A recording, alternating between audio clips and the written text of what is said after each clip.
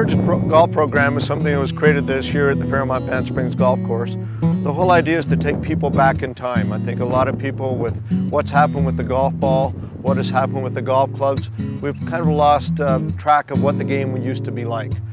So what we do is we create an experience where you tee off from the original #1 tee located just below the hotel.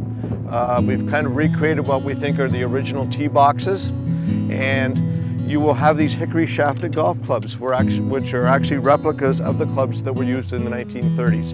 Hickory shafted, leather grips, and there are no names on the clubs to identify what they are. They have names like jigger, mashie, spade mashie, mashie niblick, niblick, putter.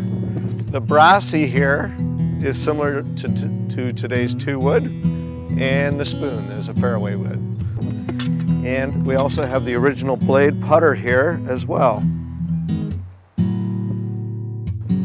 All the clubs have been stamped with W. Thompson's name on the club here, and he was the first golf pro in Banff from 1910 to 1949.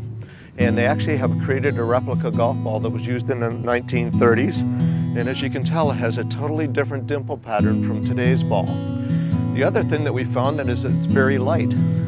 Seems to weigh a lot less than today's ball, and obviously flies a little bit differently. Of course, the biggest thing that we noticed with today's equipment and the ball and yesterday's equipment and ball is how far the ball travels. So we generally have to readjust our distances, and we found it quite funny on some of the holes where the bunkers don't come into play anymore. All of a sudden they're coming into play because that's how the course was built back in the 1930s. And one of the unique things about our experience is the fact that you'll get a caddy like Steve here, dressed in the clothes of the era. And what we do is we have one caddy per 2 bags, or 2 people. And that was kind of the common thing in those days, was to have what we call a double bagger. Obviously the caddies used to have to roll pretty quick in those days just to keep up with the 2 golfers.